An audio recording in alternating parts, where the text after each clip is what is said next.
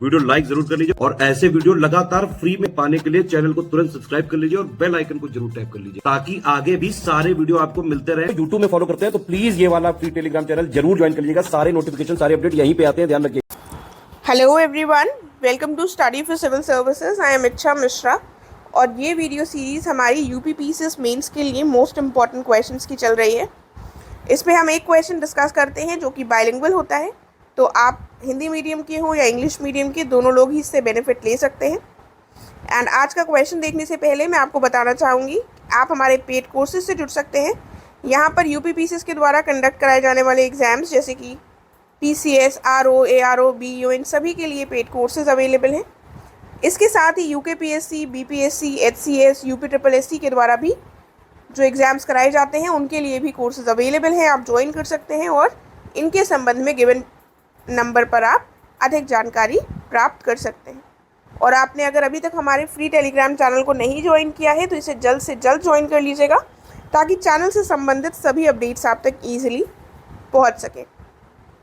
तो आइए आज का हम क्वेश्चन देखते हैं। क्या क्वेश्चन है? क्वेश्चन है what are parliamentary privileges, what is the significance of parliamentary privileges, यानी कि संसदीय विशेषाधिकार क्या है और संसदीय विशेषाधिकारों का महत्व क्या है, ये हमको बताना है। तो इंट्रोडक्शन वाले पार्ट में तो आप थोड़ा सा बताएंगे कि संसदीय प्रिविलेजेस क्या होते हैं। उसके बाद आपकी जो बॉडी पार्ट है वो दो पार्ट्स में डिवाइडेड होगी। थोड़ा सा इंट्रोडक्शन देने के बाद आप पार्लियामेंट्री प्रिविलेजेस क्या क्या हैं जो दिए गए हैं संविधान के माध्यम से या फिर संविधान के माध्यम से नहीं भी दिए गए हैं, तो क्या क्या प्रिविलेजेस प्राप्त होते हैं जो पार्लियामेंट का हिस्सा बनता है उन लोगों को, ठीक है। और उसके बाद हमको बताना है कि ऐसा क्यों, ये प्रिविलेजेस का महत्व क्या है, क्यों दिए जाते हैं, ये हमको दूसरे बॉडी पार्ट में बताना होगा। फिर हमको अपना आंसर बैलेंस वे में कंक्लूड करना होगा। तो देख लेते हैं इंट्रोडक्शन में क्या लिखेंगे। तो जो संसदीय विशेषाधिकार हैं ये विधायिकाओं के सदस्यों द्वारा प्राप्त कानूनी प्रतिरक्षा है जिसमें विधायकों को उनके विधायी कर्तव्यों के दौरान किए गए कार्यों या दिए गए बयानों के लिए नागरिक या आपराधिक दायित्वों से सुरक्षा प्रदान की जाती है। यानी कि एक तरह से ये लीगल इम्यूनिटी है जो मेंबर्स होते हैं लेजिस्लेचर के, उनको प्राप्त होती है। इसके माध्यम से क्या होता है कि उनको थोड़ा प्रोटेक्शन मिल जाता है कि अगर वो कोई स्टेटमेंट दे रहे हैं या कुछ काम कर रहे हैं पार्लियामेंट में तो उसके लिए उनको हम जेल न पहुंचा दें, उसके लिए उनके खिलाफ कोई केस ना कर दिया जाए। तो एक तरह से ये इनको लीगल इम्यूनिटी जो प्रोवाइड की जाती है वही उनका पार्लियामेंट प्रिविलेज के अंतर्गत आ जाता है। तो आइए देखते हैं अब पार्लियामेंट प्रिविलेजेस कौन कौन से हैं जो मिलते हैं इन लोगों को। सबसे पहला जो प्रिविलेज है वो ये मिलता है freedom of speech in the parliament, कि पार्लियामेंट में और लेजिस्लेचर ऑफ ईच स्टेट में ये लोग क्या करते हैं, जो MPs होते हैं या फिर जो MLAs होते हैं, ये लोग अपने अपने लेजिस्लेचर में खड़े होकर, पार्लियामेंट और लेजिस्लेचर में खड़े होकर यदि कोई बात बोलते हैं तो उसके खिलाफ उनके विरुद्ध कानूनी कार्यवाही नहीं की जा सकती है, ठीक है। और ये प्रिविलेज जो है ये कॉन्स्टिट्यूशन के आर्टिकल 105 क्लॉज 1 में प्रोवाइड किया गया है फ्रीडम ऑफ स्पीच का। उसके बाद दूसरा क्या है, right of publication of its proceedings under article 105 clause 2, यानी कि इसके तहत अपनी जो कार्यवाही है उसके प्रकाशन का भी इनको अधिकार दिया गया है कि उसको वो लोग पब्लिश करा सकते हैं। तीसरा क्या है, freedom of arrest as a member of parliament.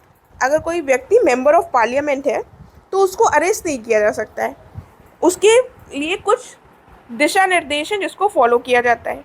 जैसे कि व्यक्ति जो है वो अरेस्ट नहीं किया जा सकता है या उसको जेल में नहीं डाला जा सकता है किसी सिविल प्रोसीडिंग के लिए, ठीक है, with in 40 days before and 40 days after the session.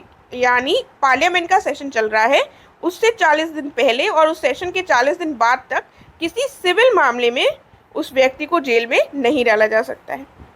और the privilege does not extend to arrest और इम्प्रिजनमेंट ऑन क्रिमिनल चार्ज, यानी लेकिन क्रिमिनल चार्ज में ये प्रोविजन लागू नहीं है, ये सिर्फ सिविल मामलों के लिए लागू है, ठीक है। तो एक ये प्रिविलेज हो गया। और क्या है, कुछ जो और प्रिविलेज है उसमें आता है कि right to exclude strangers from the proceedings of the parliament and hold secret sessions only in exceptional circumstances, यानी कि जो लोग बाहरी होते हैं, अजनबी होते हैं, उनको संसद सदस्यों के पास क्या पावर है कि उनको कार्यवाही से, संसद की कार्यवाही से बाहर कर सकते हैं। और साथ में कोई अगर असाधारण जैसी परिस्थिति होती है तो उसमें सीक्रेट सेशंस को आयोजित कर सकते हैं। और क्या राइट है, और क्या राइट होती है? Regulate its internal proceedings and to educate upon such matters, यानी कि जो सदन की इनकी आंतरिक कार्यवाही होती है उसको ये लोग रेगुलेट कर सकते हैं और अपने ऐसे मामलों पर निर्णय लेने का इनके पास, आंतरिक कार्यवाही में निर्णय लेने का इनके पास विशेष अधिकार होता है। उसके बाद इनके पास राइट टू पनिश भी होता है, जो कि बाहरी होते हैं उनको ये इनके पास कंटेम्प्ट ऑफ कोर्ट और ब्रीच ऑफ प्रिविलेज के अंतर्गत, यानी कि अदालत की अवमानना और विशेषाधिकार के उल्लंघन के माध्यम से ये लोग जो बाहरी लोग हैं उनको दंडित भी कर सकते हैं। तो ये भी इनका एक प्रिविलेज हो गया। उसके बाद अब हम सिग्निफिकेंस देखते हैं। तो इतने सारे जो प्रिविलेजेस दिए जा रहे हैं, ऐसा इसकी क्या ज़रूरत है, इसका महत्व क्या है? ना दिए जाएं ऐसे, और कोई भी वो लोग पार्लियामेंट में बात बोलें और उसके खिलाफ, उनके खिलाफ हम कानूनी कार्यवाही कर सकें, लेकिन ऐसा नहीं कर सकते। इस प्रिविलेज की क्या इंपॉर्टेंस है वो अब हमें डिस्कस करनी है। As without parliamentary privilege, MPs would not be able to impartially represent their constituents' interests and scrutinize the government without fear. अगर उनकी किसी भी बात को बाहर बैठकर हम लोग जज करेंगे तो वो लोग बिना डरे कुछ काम नहीं कर पाएंगे। उनको हमेशा यही डर बना रहेगा कि कहीं उनकी स्क्रूटनी होगी, उनको लोग जज कर रहे हैं और उसके लिए उन्हें, उनके खिलाफ कार्यवाही हो सकती है।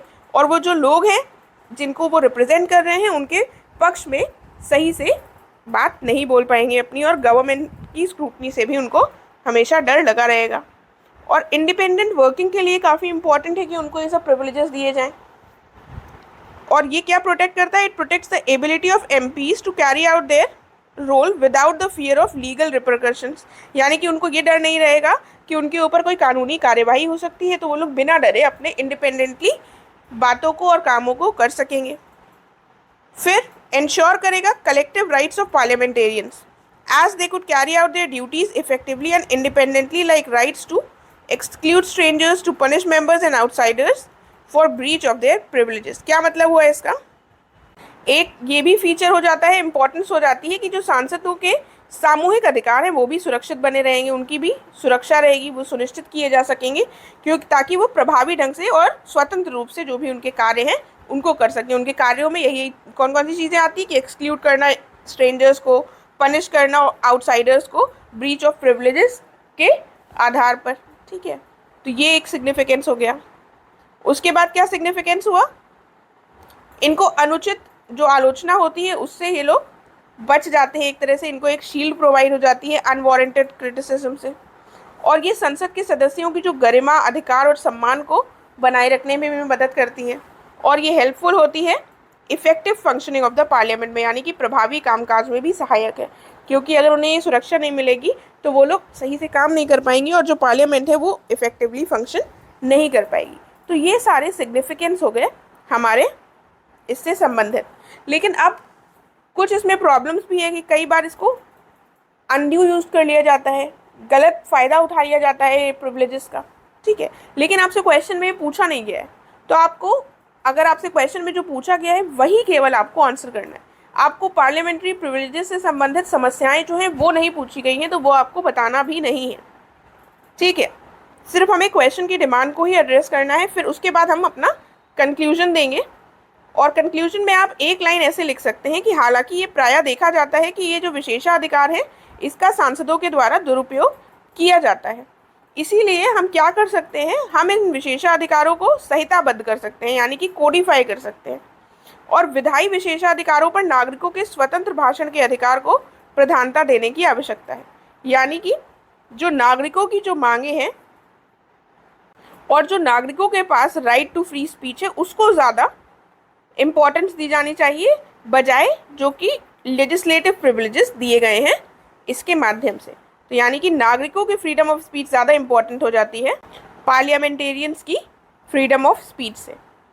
ठीक है, और सदस्यों का ये भी कर्तव्य है कि वे इन विशेषाधिकारों का उचित उपयोग करें और वैकल्पिक उद्देश्यों के लिए इनका दुरुपयोग ना करें।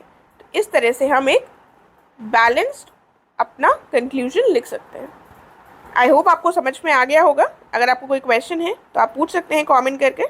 हम मिलेंगे नेक्स्ट वीडियो में। Thank you so much.